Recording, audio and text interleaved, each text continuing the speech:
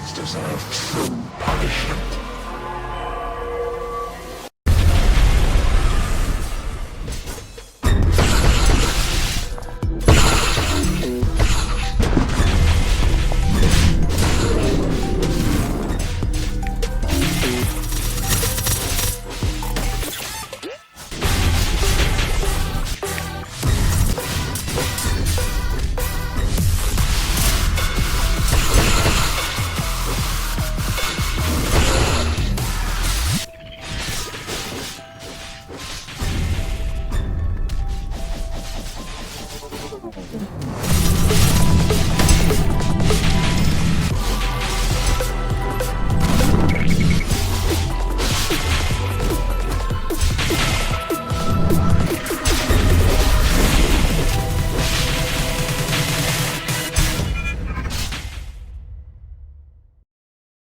The combined might of your depths cannot take down this PvE build, shredding through Hellmode with insane defense and offense. Even the Heart of Enmity cannot stop this build, stacking the most practical defense in the game, while still having enough damage to 1 cycle Ethiron, 2 cycle Chaser, and be amazing for Enmity. Today we'll be covering the stat order, progression tips, how to efficiently use the build to grind Hellmodes safely and fast, and finally how to master the PvE build. The version that I'm showing off today is over 3 times as powerful as the one in the prog. So if you enjoyed, make sure to like and subscribe, and join the Discord for more PvE builds. A huge thank you to my channel members, especially those kind souls in the Mega and Super tiers. They get these videos early along with other channel member perks. With that out of the way, there are 3 versions of the Twilight Monarch: the solo, true solo, and the team version. Starting off with the solo version, I'll put the stat order on screen. It doesn't really matter what order that you do things in post-shrine, as long as you do the weapon stat last. The oath you'll be going on this build is Blind Seer, just because Tranquil Circle gives you 10 extra monster armor, which is very useful for reducing damage. It does also disable any mantras in the radius of the circle, which can help prevent mage builds from attacking you, but does have some downsides considering that you use mantras to buff yourself on this build. The stats for this version do actually shift a slight bit depending on your race and what murmur you're going. For example, if you're taking the Ardor murmur, then you'll go 15 strength for Ardor Scream, and alternatively you can use Tacet. I'll explain a little later. But the other way the stats can shift is by going Khan. For example, I went Khan on the build in order to equip the Warlock's Mantle at 2 intelligence. But you can just use the Shrine of Mastery tech to equip the Warlock's Mantle with even less stat points. However, if you're not using Khan, and you have below the requirements of the equipment, then you can never unequip it. However, just going 5 intelligence only drops the weapon to 93 to 94, so that's only about a 1 to 2% damage decrease from the peak of this build. Additionally, you want to make sure that you're going the blind floor on the build, just because there's no downside to the blind floor if you're running Blind Seer. On top of this, Manic is just a buff to the build as well, since the deep down passive means your sanity is always high, and even when you are insane, you'll get more damage from Lose Your Mind. Additionally, you'll be using the Shrine of Blasphemy before you Shrine of Order, just because this build only gets to power 7. This just means that it's really easy to get all the talents that you'll need. But then you have the true solo version, which is relatively similar stat-wise, however is for people who essentially don't have anyone to help them prog Blind Seer, since the one issue with that oath is you do need somebody to boost that of depths in order to initially prog it. As far as I know, the 10 knowledge thing doesn't work for Blind Seer. So what this build does is drop the willpower stat down to 35, because you still want neuroplasticity, and just raises the weapon stat by a little bit. In total, there is 3 oaths that you can switch Blind Seer to, those being Dawnwalker, Link Strider, and Blade Harper. Dawnwalker has good AoE mantras in the form of Blinding Dawn. This can let you hit a bunch of targets at once and even aggro them from a range. Not to mention, Radiant Dawn is a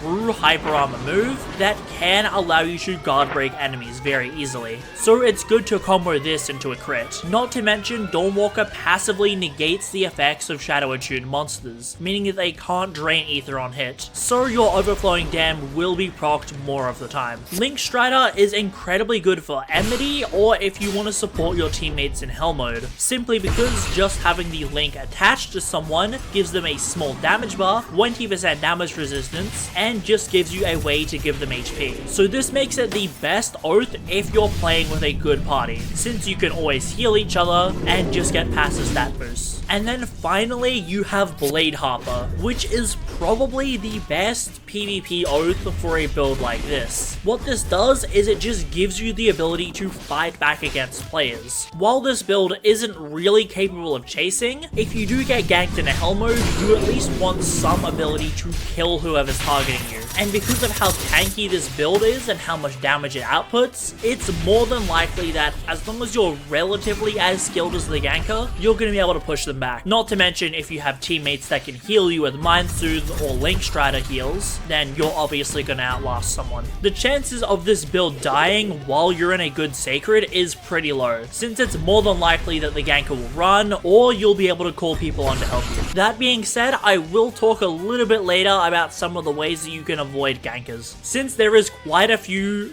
decently consistent ways to survive, depending on your playstyle. But finally, we have the third and final version, the Support Hellmode build. This build takes all live pre-shrine, along with command fight for a damage buff, all return to give your teammates iframes, and runs Link Strider, which as previously stated, can allow you to heal your teammates. The good thing about all live is if you get really unlucky with Enforcer and Squibbo spawns, then you can heal someone, and you can make it so someone's able to void, since if they jump off the map and then you all live them before they hit the void, then they'll go to layer 2 safely. We are going 5 intelligence and 5 willpower on the build. You can still use the Khan tech in order to equip the Warlock's Mantle with lower requirements, but the 5 willpower is mainly there for the 5 HP talent that it gives. This is just twice as point effective as putting more points into Fortitude. You'll also Shrine of Mastery Shadow down from 22 to 20 on the build, yet again saving you a few points. I should also clearly state that even though I do say to run Khan on these builds, it obviously only affects you by a couple points if you don't have a Khan. And for the support version, it's only worth running one of them per team, due to the fact that you can only be in one Vow of Mastery at once. Okay, now, let's get into the big ones, the bell choice on the build, and what murmur you should run, because depending on your choice, you can either get more raw stats, so more offense and defense, or you can get more survivability from gankers. For the bells, you have Crazy Slots. This is just really simple. It's a high damage weapon that you can roll into. Good for PvP, you can destroy monsters faster, but you will need to reroll your bell a few times in order to get the perfect Crazy Slots. However, I will say, because this is a type of bell that you'll spam, if you have the Insanity downside, you will be proccing Lose Your Mind a lot more consistently. The weapons you're after are obviously the Divine Great Axe, having the best DPS, and the Divine Greatsword, having slightly lower DPS, but having more posture damage. Then next you have Sacred Field, which is the bell I personally chose to run on my reprog of the build, just because on a gold roll version, you can get 1/3 physical damage reduction, which is what I got. This just means that you take little to no damage from monsters. Not to mention, if you get jumped, it's also very useful for surviving. Next you have Counter. This is a good middle ground between the offense of Crazy Slots and the defense of Sacred Field, simply because if you're getting jumped by a lot of enemies at once, then you can build up extreme counter damage. You'll be going for the Sniper variant, which is just the long range beam attack. The good thing about Counter as well is that it bypasses the Squibbo Mantra immunity, so it's technically counted as M1 damage. If you are going to use Counter, then it's a good idea to run an Ishin's Ring, since the more damage you take is the more damage that you output, even though Corrupt Counter doesn't heal you as much as as it used to, you've got to remember that you still health pack if you kill an enemy. Then before we get on to the final two harder bell options, you have the Portals Bell. This is just an easy and safe way to run, as you'll go invisible for a little bit of time, letting you get the distance. And if you're using the Tasset Murmur, then you can hide pretty easily. Portals also allows you to de-aggro a lot of monsters, sort of, since you can't get hit while in it. But now you have the two best bells to run if you never want to die, and you only really need one of each per team. Those being legendary bells that you can run are Dimensional Travel and Teleportation. The perks of Dimensional Travel are the fact that you can go anywhere on the map to do a Hellmode, and you can easily use this in combat to run from players. By simply going into your Dimensional Travel and knowing the map pretty well, you can emerge in certain spots where it's easy for you to just go and tasset and hide. Teleportation is a lot more straightforward. If you're lucky, you can get the ganker in a teleportation and not you, teleporting them away, or vice versa. It also allows you to get to your Hellmode spot significantly quicker and take your team there. So it's really up to what legendary bell you want. If I'm being honest, Dimensional Travel is probably the better pick for most people. But now let's get on to the murmurs. You have Ardor, which gives you a lot of posture negating effects, so good if you need to block, but the main thing is it gives you access to Ardor Scream, which give you the ability to combat tag anyone trying to steal your Hellmode chests, and deal 25% more damage to any monsters afflicted by the debuff. So it's a good way to get even more damage out of the build, even though you're pretty much at damage cap most of the time. And then next, as I discussed before, you have Tasset. This just allows you to go invisible in a certain radius. However, this doesn't actually allow you to de-aggro monsters in Hellmode. The good thing about Tasset is if you get distance from someone trying to jump you via a legendary bell or portals, then it's basically impossible for them to find you unless they're using rhythm. So Tasset is better for quality of life and survivability, while Ardor gives you better stats, giving you more damage and posture, and making you take less posture damage. Now, as for the mantra modifiers, I will leave a list of them in my Discord. This is just because the meta of what mantras you want to modify and what with can change with time, and the ability to have a list in my Discord means that I can edit it in the future, since, I can't edit a YouTube video and post. You actually have two different choices of weapons and enchants as well, those two options being the Enforcer's Axe, having lower damage than the second option, but a far easier crit to use, as it lasts for quite a while and is a guard break the entire time. This is very good for high ping players or players with low skill. For example, Australian servers have actually been down for the past few days, but I still ran Hellmodes with Worm Cave. The entire time I was still able to fight humanoids like Squibbos and Enforcers on 200 to 300 ping. Most of the footage you're seeing is me playing in high ping, and as you can see, the build is still doing fine thanks to Enforcer's Axe. But the alternate version is the Evan Spear Hand Axe, having higher damage due to the innate bleed, but a harder to land guard break crit, as it only hits once and only right in front of you. So this is better if you're a low ping player that is more skilled at fighting Squibbos or Enforcers. But now we have to discuss what enchant to run. Out of all the enchants, Astral isn't actually one of them. The only two viable are Wild and Vampirism. I used Wild in my Hellmodes, whereas Worm Cave, who is also running a modified version of this build, was using Vampirism, and suffered very little HP loss the entire time, due to the fact Vampirism gives you temporary health whenever I'm wanting something. So it always kept his health nice and high, and gave him a good safety net for Hellmode. It did reduce his damage by quite a lot not using Wild, but that was fine for him in the end. But the reason that I used Wild is because it gives an 85% damage buff if you're attacking multiple targets at once, which with the spawn rates of Hellmode, you will usually be doing. This is by far the best enchant for damage in the situation of Hellmode. Not to mention the AoE in Wild can allow you to kill threats like Gigamans that haven't fully shown up yet. The one major downside to running the Wild enchant is you will have issues with Squibbos, as Wild is classed as mantra damage. I know this because Squibbos are immune to the effects of Wild. As you can see in these clips, if I'm not attacking Squibbo first, then he will become invincible. This does cause issues if there is multiple Squibbos attacking you, but you can usually just stunlock the Squibbo and kill the other target with the sheer damage Wild outputs. But But to understand what version of the Hellmode build you should prog and how you want to modify it, we need to discuss what actually makes a Hellmode build good. The first is obvious, the ability to kill monsters fast. Hellmode has a set time that it takes to beat it, due to the fact you're waiting on monster spawns. Therefore, it's actually not worth it to stack too much damage, as at a certain point you're just going to be AFKing for the next monster. The most dangerous things in Hellmode are corrupt enforcers and lightning squibbos. Enforcers just have a ton of HP on top of DVM resistance and a lot of physical, which makes them very annoying to kill, and they'll end up sticking around for quite a while. But they can help you with their spin attack, as just by parrying it will give you the ability to M1 while parrying. Therefore, you can deal with a lot of weaker threats at once if you're low. But the Thunder Attuned Squibbos are the most dangerous, however they are far rarer than Enforcers. They're only dangerous because they can stun you on their M1s. So they are a top priority to deal with, and you should absolutely tell your team if you encounter one of these, as you don't want to let higher damage targets stack up while you're being, as a Thunder Attuned Squibbo can easily overwhelm you if you're not careful.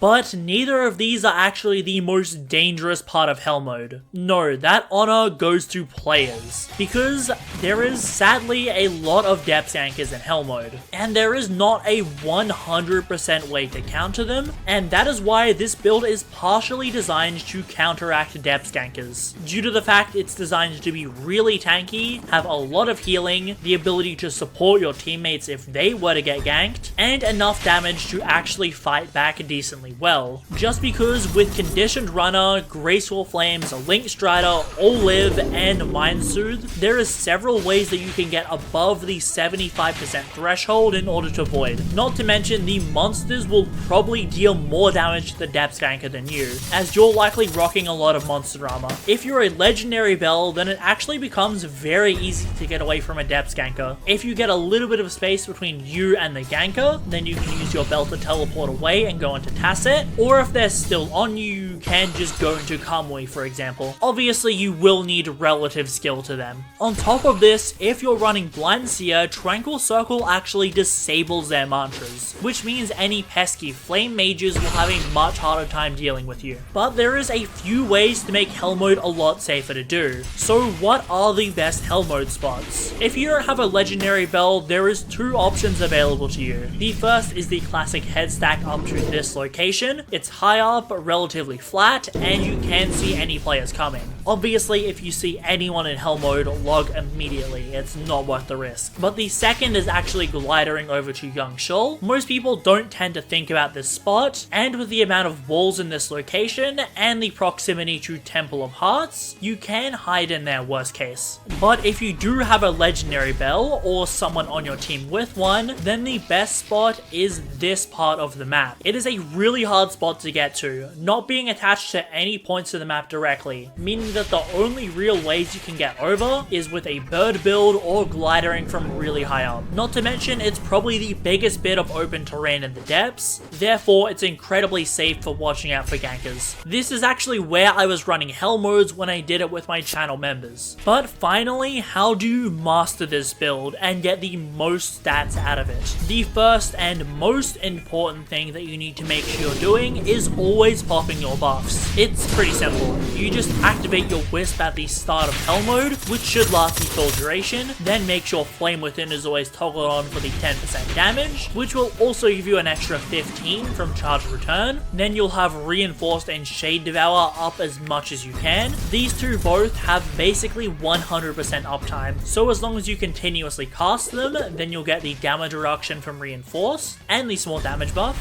and the 25% damage bonus from Shade Devour. Then you have your supporting combat mantras, those being Flame Sentinel, which can automatically attack and aggro monsters for you, and Warden's Blades, which is just free damage and can allow you to build chain if you're attacking multiple things at once. These two mantras aren't super important, but do just provide you extra damage, so there's no reason to not use them. The final, more complicated buff is Tranquil Circle, just because while in the bounds of Tranquil Circle, you can't pop any mantras, which is a good and bad thing. You won't face any issues with it as long as you are activating all your buffs before using Tranquil Circle. The two reasons you activate it being the monster armor armor bonus, and the ability to turn off any threats mantras. In total, this build can stack 175% in damage mods, and in terms of resistances, it can stack 50% Fizz, 40% general damage reduction, I don't know where that falls, 25% less damage from behind, 1/3 damage from Sacred Field, 20% less damage from Link Strider's Link,